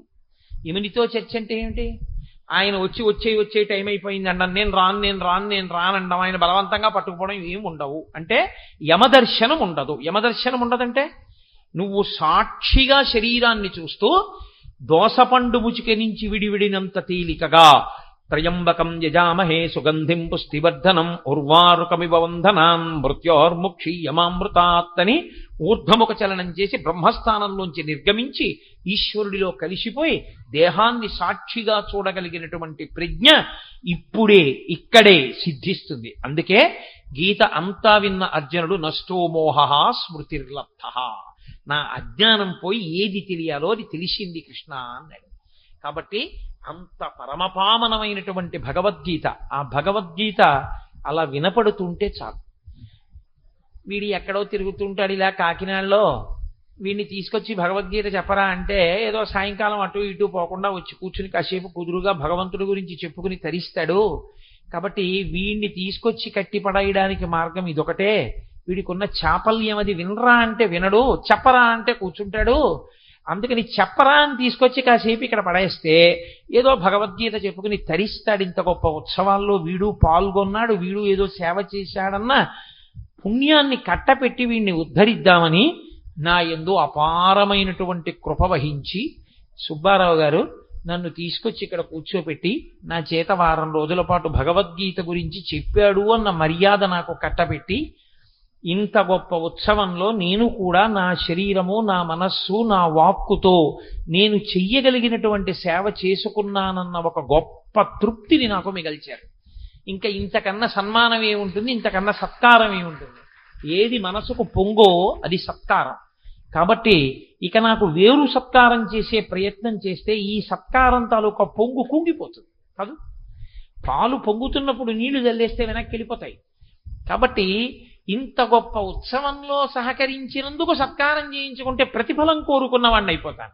ఇప్పటిదాకా నేను చెప్పిందేమో యోగః కర్మసు కౌశలం యోగస్థ కురు కర్మాణి సమత్వం యోగ ఉచ్యతే అని, నేనేమో కర్మణ్యేవాధికారస్తే మా ఫలేషు కదాచన మా కర్మఫల హేతుర్భూ మాతే సంగోస్త్వ కర్మణి, ఇన్ని మాటలు చెప్పి ఇవన్నీ చెప్పినందుకు నాకు సత్కారం చేయండి అని శాలువాలు కప్పించుకుంటే ఇంకా నేను చెప్పింది ఏమిటి చెప్పినట్టు? భగవద్గీత ఇదిగో ఇంటూ 0 అవుతుంది. అందుకని నాకు మీరు చెయ్యగలిగిన మహోపకారం ఏమైనా ఉంటే నాకు మీరు సత్కారం చెయ్యొద్దని నేనన్నా. మీ మనసు దిగులు పొందుతుంది నాకు తెలుసు. సుబ్బారావు మనసు అప్పుడే ముఖం మారిపోతోంది. మీరు బెంగపెట్టుకోక్కర్లేదు, నాకు సత్కారం చేసినట్టే. నేను పొంగిపోయే సత్కారం ఏమిటి అంటే బాబా గారికి నైవేద్యం పెట్టిన 2 అరటిపళ్ళు, 3 తామలపాకులు, 2 వక్కలు నాకు ఇవ్వండి చాలు.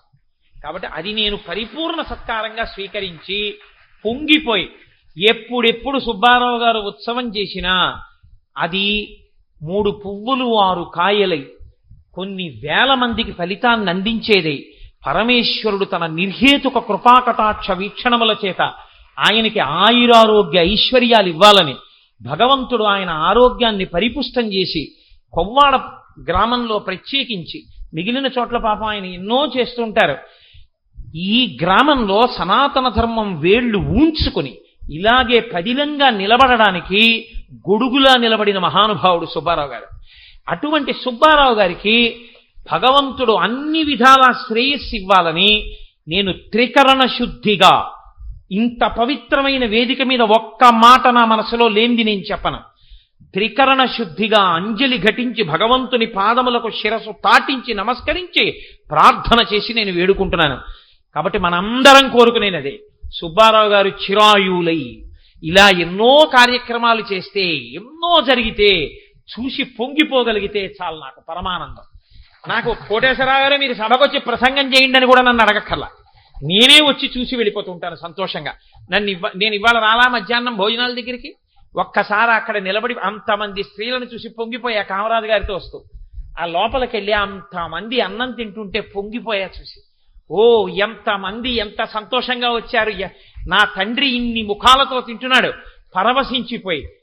నాకు ఏదో కాస్త నైమిత్తిక కర్మాచరణ ఉంది కాబట్టి కాస్త మధుర పదార్థాన్ని పంక్తిలోకి వచ్చి తినకుండా వెళ్ళకూడదు కాబట్టి మధుర పదార్థాన్ని నోట్లో వేసుకుని మళ్ళీ వెళ్ళిపోయాను. కాబట్టి సుబ్బారావు గారు అక్కడ ఉన్నారా లేరా, నాకు స్వాగతం పలికారా లేదా, నేనేమైనా అడిగానా? లేదు. నాకు సుబ్బారావు గారు చేసిన కార్యక్రమం జయప్రదం అయితే చూసి సంతోషించడమే నాకు సంతోషం. కాబట్టి సుబ్బారావు గారు ఇలా కార్యాలు చేసి సఫలీకృతం అయితే చాలు నాకు. ఉపన్యాసం కోటేశ్వరరావు మీరు చెప్పండి అని అడగలేదని కూడా నేను నొచ్చుకోను. నన్ను పిలవకపోయినా నేను వచ్చి కూర్చుంటాను, వింటాను, చూస్తాను, పొంగిపోతాను. సుబ్బారావు గారి ఆయుర్దాయం కోసం, ఆయన ఆరోగ్యం కోసం, ఆయన శ్రేయస్సు కోసం, ఆయన 10 మందికి గొడుగులా నిలబడగలిగిన సమర్థత ఈశ్వరుడు ఆయనకి ఆయన కుటుంబానికి అలా ఉంచాలని ఒక మాట కాదు 10 మార్లు పరమేశ్వరుణ్ణి ప్రార్థన చేస్తాను. ఆయన మీద నాకున్న గౌరవం, ప్రేమ అటువంటివి. కాబట్టి ఈ కార్యక్రమాన్ని ఇక్కడితో పూర్తి చేస్తూ స్వస్తి.